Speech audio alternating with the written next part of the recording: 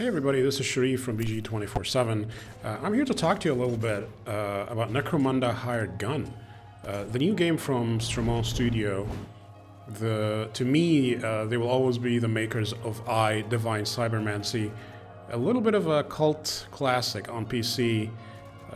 This is their newest game.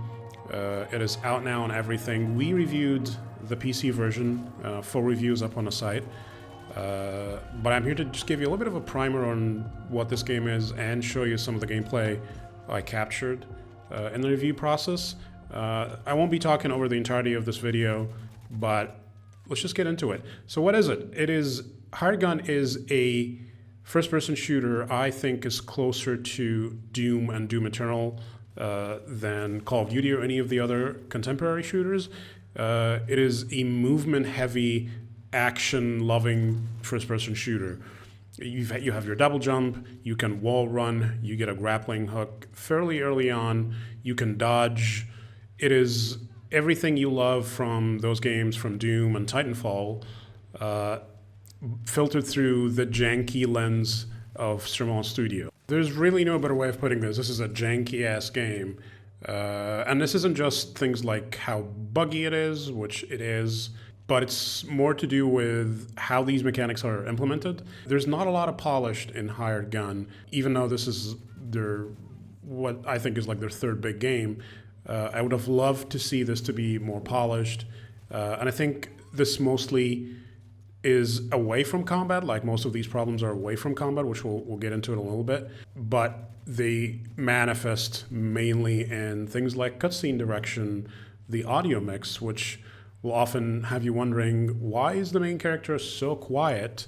Why is the music in this nearby bar overpowering the voice acting of this actor? Why is everything sounds very muffled?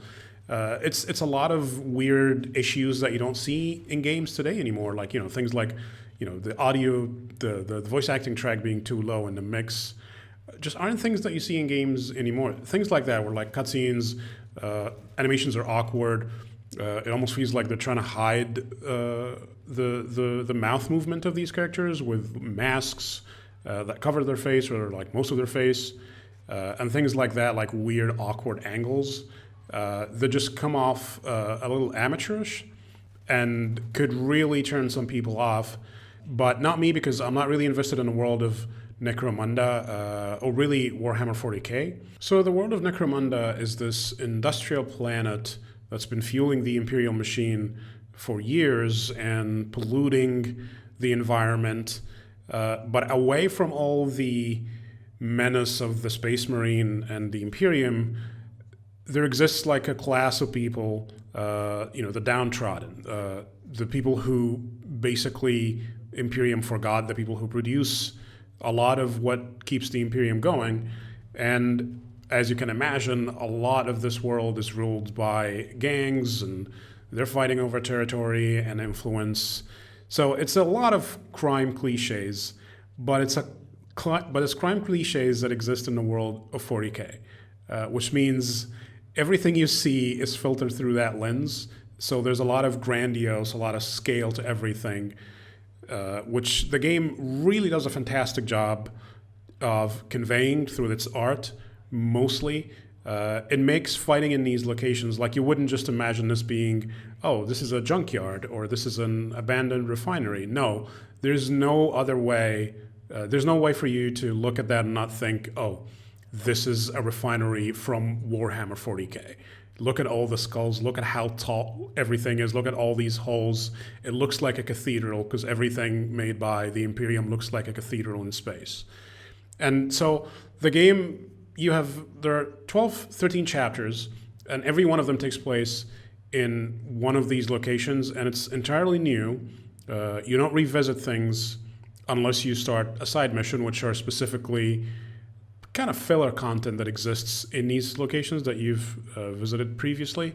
But as you're pushing through the campaign, you're almost always going to get new locations. But as impressive as they are to look at, the way these environments are lit often creates gameplay problems. I'm mainly talking about enemy visibility, which is my biggest problem with HiredGun. A lot of times when you load into a level, you see a group of enemies patrolling or like standing around, and once you take those out, the game spawns a few different waves of enemies, but it's not always clear where they come from, and it usually takes you a few seconds to try and identify, okay, are they above me? Are they below? Are they behind me? And usually I would have to get shot at by enemies to try and understand where they are, which is never a good thing. Like you compare this to Doom, all of the enemies are already on the board when you join an arena. You immediately know what you're dealing with, and when they spawn later, there is no doubt that you're facing this kind of enemy or that kind of enemy. Whereas here, you're like, I guess there's an enemy up there. Oh, I'm getting shot from behind. Okay, there's someone behind me. Oh, and then you get lost in this sort of spiral, and it takes away some of the skill, and it takes away some of the planning that the game wants you to do to utilize these environments in combat. And really, combat is the main event. It's what you are going to get this game for. And I'm happy to say it is indeed the best part of HiredGun. And this is because of a couple of reasons. As we mentioned earlier, movement abilities, they can be chained together. And when you get in a flow, you wall run, you grapple hook into an enemy to do a takedown, which is this game's version of a glory kill from Doom, but it doesn't have the same function, so let's just call it a takedown. So when you grapple into an enemy to get that takedown, and then on the way you're headshotting people as you're wall running, and then you're dodging out of a brute trying to melee you, and you're switching weapons because who has time to reload, and you have 6 slots for weapons. My God, it is a symphony of violence that's just fantastic to partake in. And everything sounds as hefty and punchy as you want it to. There was never really a time where it was like, oh, this weapon is too weak, I'm not going to use it. In fact, it was always a challenge to try and pick weapons for a loadout. Because another part of this game is customizing and tweaking the function of those weapons. When you go back to your hub area, you can not just put scopes and different magazines on them, you can really change how they work. You can turn a stop gun into a long-range, low rate of fire precision machine or a spammable revolver. Something with a really high rate of fire, really short range, but deadly in the right hands. Things like that. You can mess around with so many of their characteristics and kind of make them their own. So to have to choose 5 or 6 of them as you load into every mission is kind of heartbreaking, because you want to have I want to have 10. I want to have 10 of these, and I want to have 3 stop guns, each one decked out for a different purpose. And I think if you're playing that game in your head, that's always a good sign. And hopefully you're seeing some of this in the background. A lot of the enemy reactions are really satisfying. The headshot in particular is incredibly gory, and the sound cue that plays when you get one is just very satisfying. It is the best part of that game, especially if you give yourself some time to plan your route a little bit and use the game's verticality and cover to really have fun. Part of why this combat may not be experienced by everyone is that you could just really play this like Call of Duty. You could just aim down sights, get your clean sights, and just play this as a corridor shooter, which the game is not going to stop you from doing that. But you're going to have significantly more fun with it if you play to its strengths, which is the movement abilities, the grappling hook, and I haven't even touched on the offensive abilities that you have. You can do a sort of dash teleport into enemies that is so strong it turns them into mist, or at least the low-level guys into mist. You can slow down time and be all Max Payne about it. You can fire off like a really high damage sort of shock shot that is incredibly satisfying to pull off. It seems like it's searing through enemy corpses or enemy bodies as it passes through them.